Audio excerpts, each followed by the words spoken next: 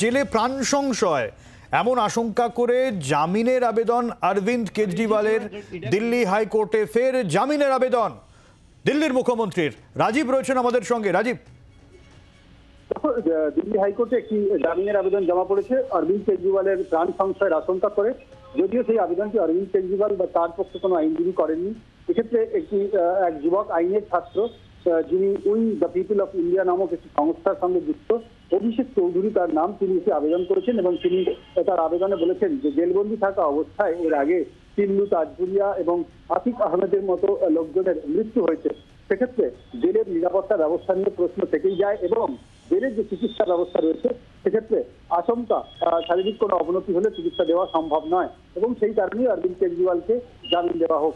শুধু তাই নয়, বলা হয়েছে আবেদনে যে অরবিন্দ কেজরিওয়াল মুখ্যমন্ত্রী হিসেবে তার যে মেয়াদ রয়েছে সেই মেয়াদ যতদিন না শেষ হয় ততদিন পর্যন্ত তাকে অন্তর্বর্তীকালীন জামিনে মুক্ত করুক আদালত, এমনই আর্জি কিন্তু আজকে দিল্লি হাইকোর্টে জমা পড়েছে।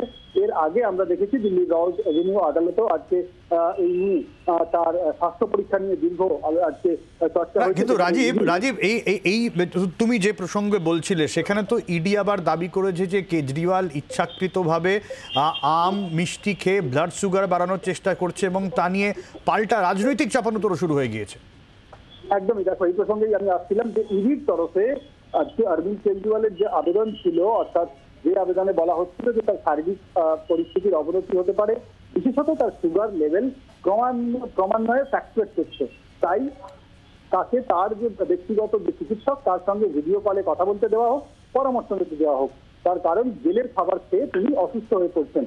এই জায়গাতেই কিন্তু ইডির তরফ থেকে আজকে বিরোধিতা করা হয় এবং বলা হয় যে আদালতের নির্দেশে তার বাড়ির খাবার তিনি খাচ্ছেন এবং যে খাবার খাচ্ছেন তাতে লুচি, আলুর তরকারি থাকছে, তাতে তিনি খাচ্ছেন মিষ্টি এবং আমের মতো মিষ্টি ফল তিনি খাচ্ছেন।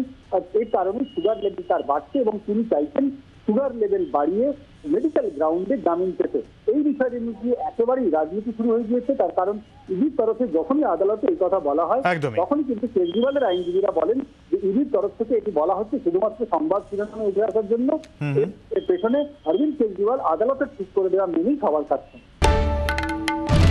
বাংলার আওয়াজ, বাঙালির আবেগ, জি 24 ঘন্টা।